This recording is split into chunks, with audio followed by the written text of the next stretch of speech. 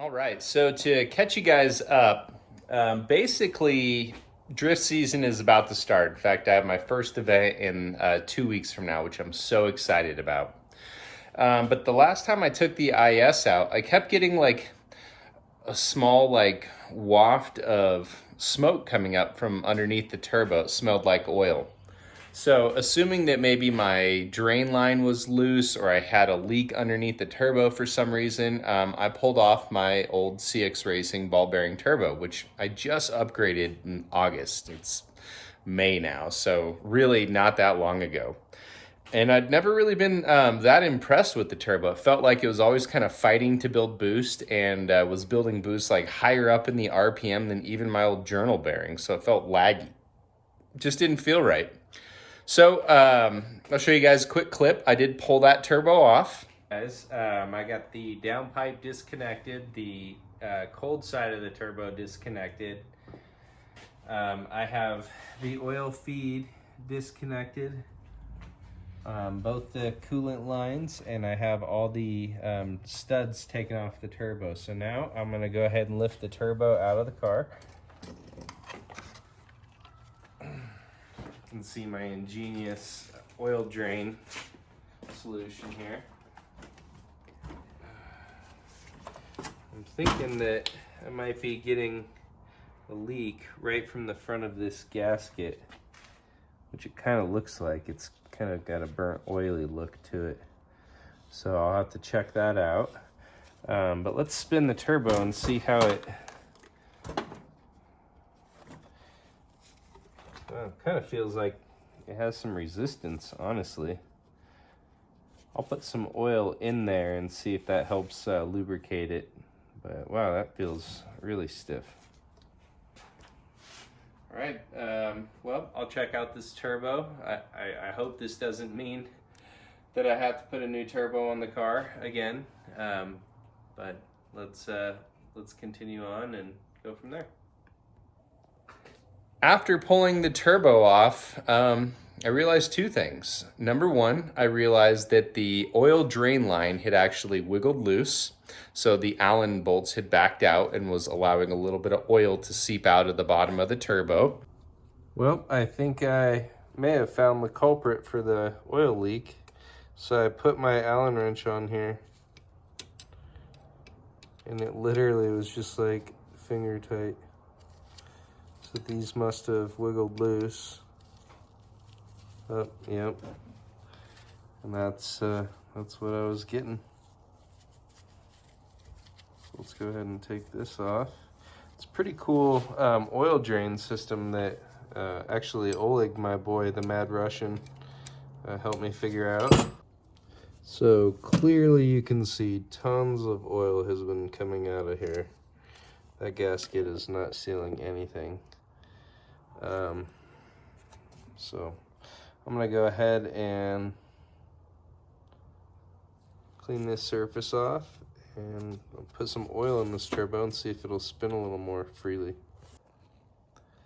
Essentially, you can see that oil was just coating the bottom side of the turbo, compressor housing, and leaking down, and basically just leaking out of this surface area right here. And that was a minimal leak, very minimal, but it wasn't my whole problem.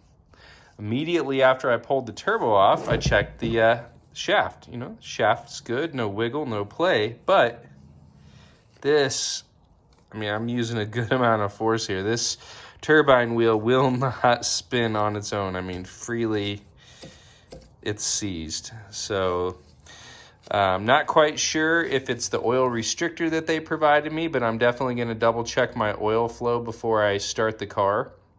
Or if it was maybe, just a bad bearing. I don't know, but this turbo is shot, and CX Racing wouldn't even reply to me. In the past, they've always been really good about taking care of me on the journal bearing turbos. They were real quick getting me this ball bearing turbo, but unfortunately, I am done with CX Racing. So, very exciting news today. We have decided it's time to upgrade. You know what? I put a lot of money into this car. I put a lot of quality parts in this car, but I've always skimped out on my turbo. So showing you guys, very, very excited for our replacement turbo. Yes, that is right, ladies and gentlemen. So I contacted Real Street Performance. Hans, you were awesome. I really appreciate you.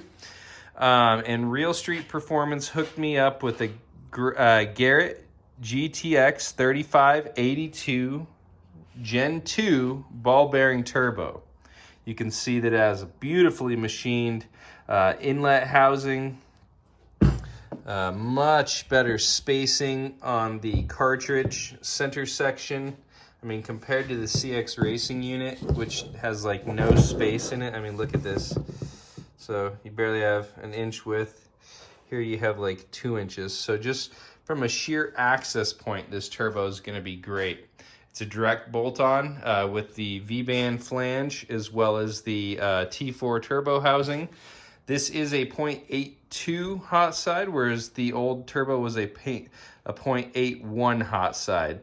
This was a 0.68 compressor housing, and this is a 0.70 AR. So just slightly bigger turbo, but should give me much better response and much better performance. Let's go ahead and get this thing on the car. Okay, so I got my drain line bolted on to the new turbo. I'm gonna go ahead and fill the turbo with some oil just to make sure this center bearing is properly lubricated. And everything else is looking pretty good.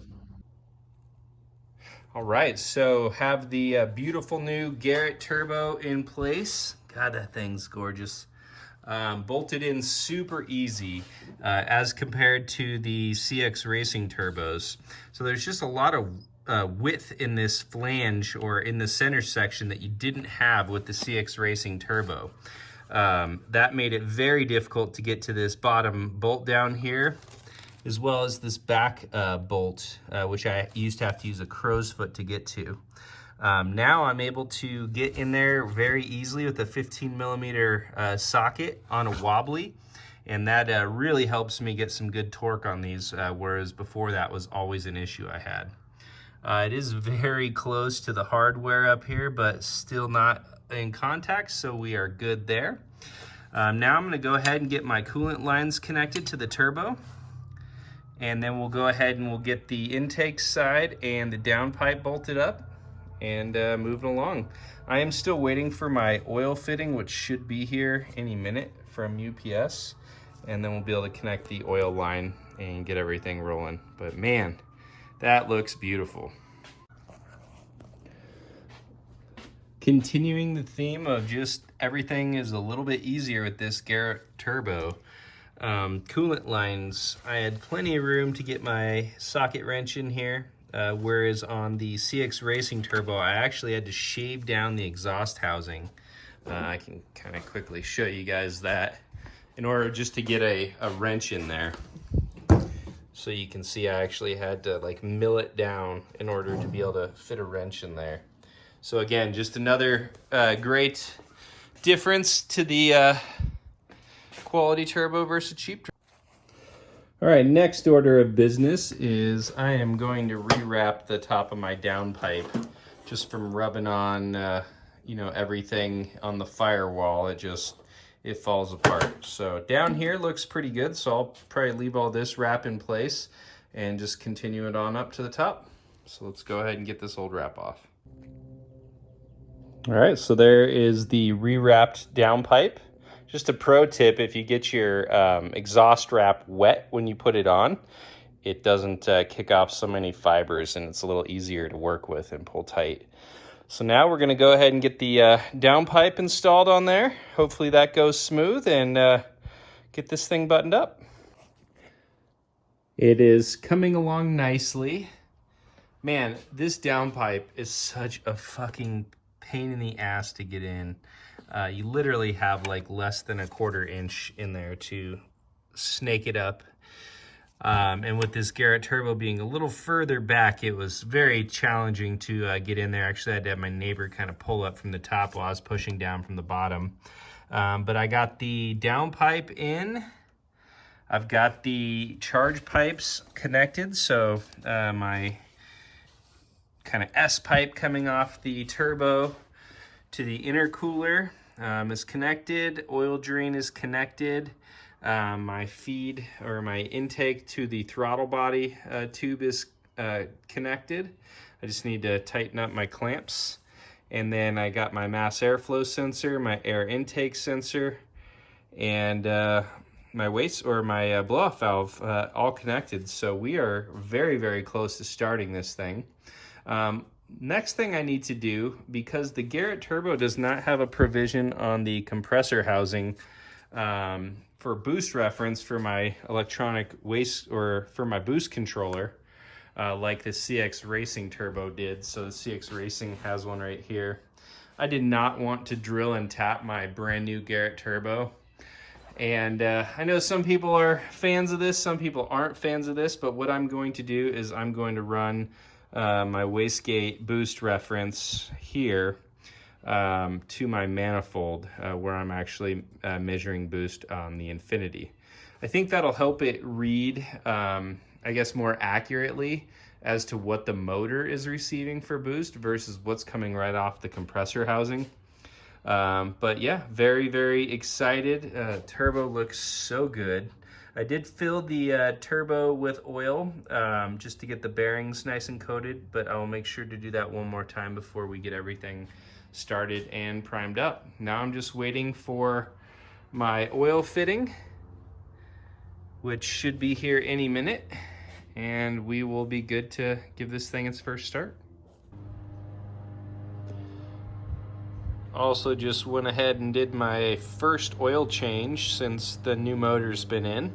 Oil looked really good. Actually still kind of a dark honey color, which is nice. But this has 4 events on it, so we'll go ahead and change the oil.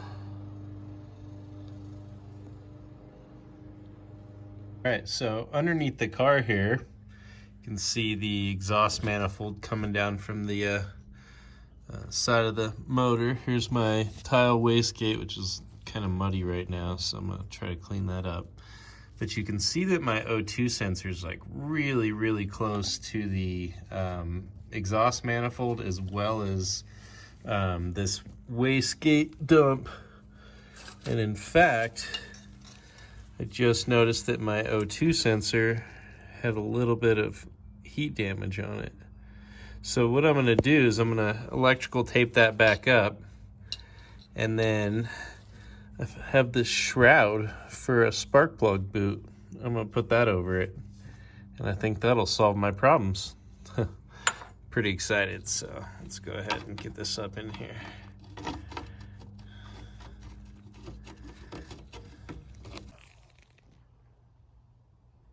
So here is the semi-finished product. Just waiting for my oil fitting. The UPS guy should be here very soon. But the turbo bolted in really well. There's a lot more space with this turbo. I went ahead and filled it with oil. I mean, it spins so easily. I can't wait to hear it. Went ahead and got my boost reference wide over. And I'll get this zip tied up and put in a nice location. Again, turbo bolted in with no problems. Just waiting for that oil feed fitting. Hell yeah. I'm so excited to hear this Garrett GTX 3582R. It has arrived. Perfect. It's even raised. Let's get this thing in. All right, so this is the first test fire with oil pressure. I have the drain line disconnected at the block just so I can see and make sure I got oil flowing through the turbo. But go ahead and fire it up.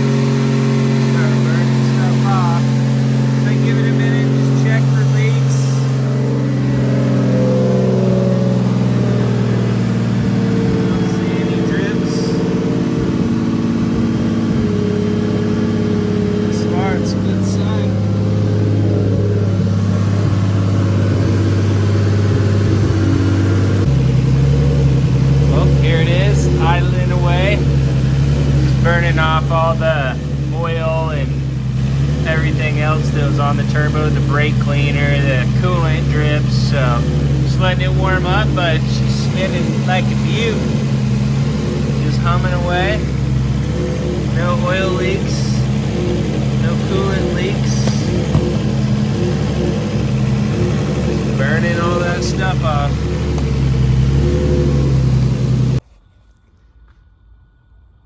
Thing just keeps spinning and spinning and spinning after it shuts off.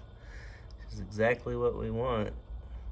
Just know those bearings are nice and healthy. I'm gonna let it cool down a little bit, then we'll start it again in a few. Just check for leaks again, make sure everything is as it should be.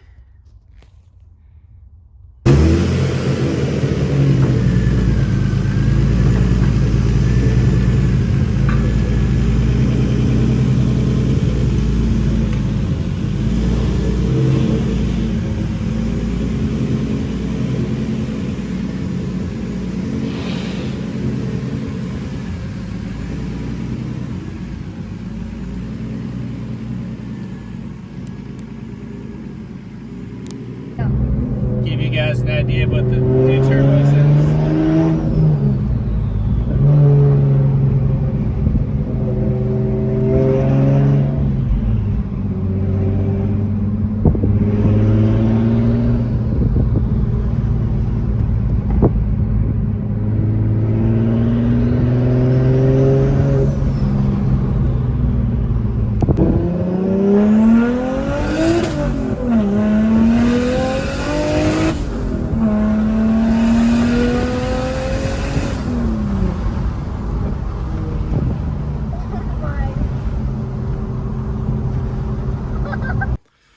All right, so impressions of the new turbo.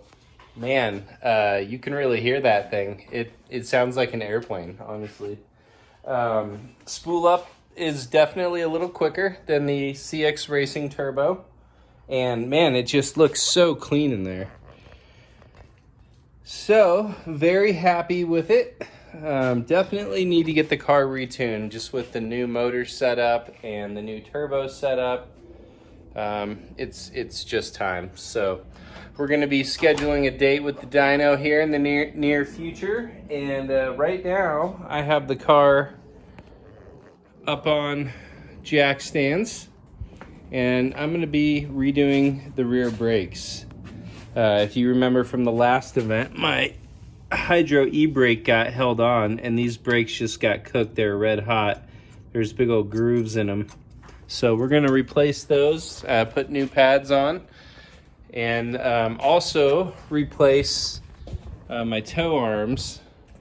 I have a new set of these Godspeed tow arms because when the rotors got red hot, they cooked the ends of the ball joints. Just cooked them right off. So let's get to wrenching. All right, so I have the rotors and calipers off right now. You can see these rotors just got absolutely baked, and they're all really warped as well. So we're gonna replace these, and then if you'll come down here, I also need to replace these lower arms right here, because when the rotors got red hot, they actually cooked these ball joints right here on the end.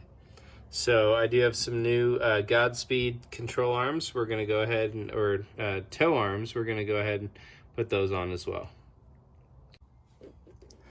All right, I got the old tow arm out, which was pretty easy. Just gave it a couple good love taps right here on the side of the joint to free that ball joint end.